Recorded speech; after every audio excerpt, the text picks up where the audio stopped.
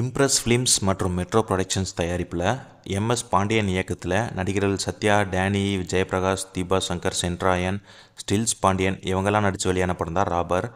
இந்த படம் எப்படி இருக்குன்னு இந்த வீடியோவில் பார்க்கலாம். கதைக்களம் என்னென்னா, சென்னையில் சில வருஷத்துக்கு முன்னாடி செயின் பறிப்பு சம்பவங்கள் தொடர்ச்சியாக அதிகமாக நடந்துகிட்டே இருந்துச்சு.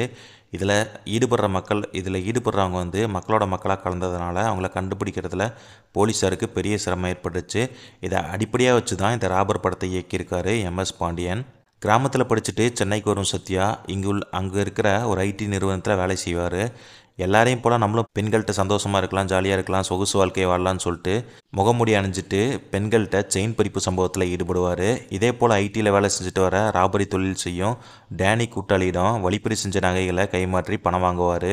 இதனால் சத்யாவுக்கு உதவ மற்றொருவரை அனுப்பி வைக்கிறாரு டேனி. இவங்க 2 பேரும் சேர்ந்து பல இடங்களில் செயின் இருக்கும் சம்பவங்களை செய்கிறாங்க. இதே மாதிரி ஒரு பெண்கிட்ட சங்கிலி அறுத்துட்டு தப்பிக்கும்போது அந்த பெண்ணை துரத்திட்டு போகும்போது சாலையில் விருந்து இறந்துடுறாங்க. அந்த சம்பவத்தை பார்த்த பொதுமக்கள் மற்றும் போலீஸ் மத்தியில் பெரிய அதிர்ச்சி ஏற்படுத்துது. அதோட அந்த பெண்ணோட தந்தையான ஜெயபிரகாஷ் தன் மகளோட சாவுக்கு காரணமானோ கண்டுபிடிச்சி தன் கையால் கொலை செய்யணும்னு நினைப்பார். அவருக்கு போலீஸான ஸ்டில்ஸ் பாண்டியன் உதவி செய்வார்.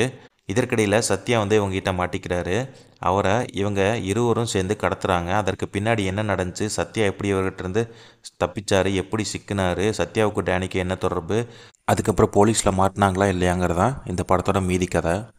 சென்னை போன்ற பெருநகரங்களில் இன்றளவும் ஆங்காங்கே செயின் பறிப்பு சம்பவம் நடந்துட்டு தான் இருக்குது. அதை அப்படியே திரையில் காட்டியிருப்பார் இயக்குனர் எம்எஸ் பாண்டியன். ராபரி சம்பவங்கள் எப்படி நடக்குது, அதை செய்கிறவங்க யார், அவங்களோட பின்னணி என்ன என்ற புள்ளி விவரங்களை கரெக்டாக இயக்குனர் சொல்லியிருப்பார். அது பாராட்டுக்குரிய விஷயம். மெட்ரோ படத்தோட இயக்குனர் ஆனந்த கிருஷ்ணனின் கதை, திரைக்கதை, வசனம் படத்தில் கூடுதல் பலம் சேர்த்துருக்கு. மெட்ரோ உள்ளிட்ட ஒரு சில படங்களில் நடிச்சிருக்க சத்யா இதில் ஹீரோவாக இறங்கியிருக்கிறது அசத்திருக்கு. ஒரு சைடு பிபிஓ வேலை, இன்னொரு சைடு பார்த்தீங்கன்னா கொள்ளையடிக்கிறது. இது மாதிரி 2 முகங்களில் சிறப்பான நடிப்பை கொடுத்துருப்பாரு சத்யா. இவராக இந்த வேலையை செய்தாருங்கிற அளவுக்கு கேட்குற அளவுக்கு அப்பாவித்தனமான முகத்தை வச்சு கேரக்டருக்கு கச்சிதமாக பொருந்தி நடிச்சிருப்பார். அடுத்ததாக டேனி பாய் தனது பங்கிற்கு சிறப்பான நடிப்பை கொடுத்துருப்பாரு. வழக்கமான காமெடியில் கலக்கும் அவர் இந்த படத்தில் வில்லத்தனம் கலந்த சூப்பராக நடிச்சிருக்காரு. ஜெயிலில் கைதியாக இருக்க சென்ட்ராயனும் நல்லா நடித்து ஸ்கோர் பண்ணியிருப்பார். அதுபோக ஜெயபிரகாஷ், தீபா சங்கர், பாண்டியன் இவங்க எல்லாருமே இந்த கொடுத்துருக்க வேலையை சிறப்பாக செஞ்சுருப்பாங்க. படத்தில் என்எஸ் உதயகுமார் ஒளிப்பதிவில் சென்னை மற்றும் புறநகர் பகுதியில் ரொம்ப அழகாக காமிச்சிருப்பாங்க. படத்தில் திரையில் காட்சிகள் பளிச்சிட வைக்கும். அதுபோக ஜோகன் சிவனேஷ் இசைகள், பாடல்கள் எல்லாமே ரகம் எல்லாமே பயங்கரமாக மிரட்டி இருக்குன்னு சொல்லலாம். இந்த படத்தோட ப்ளஸ் மைனஸ் என்னென்னா, சஸ்பென்ஸ் த்ரில்லர் ஜானரில் 2 மணி நேரம் படம் ரசிக்கிற மாதிரி இருந்தாலும் ஏற்கனவே இதே போன்ற படம் மெட்ரோ இருப்பதால் பல காட்சிகள் அதை நினைவுபடுத்துகிற மாதிரியே இருக்குது. மேக்கிங்கில் இன்னும் கொஞ்சம் கவனம் செலுத்தியிருக்கலாம்.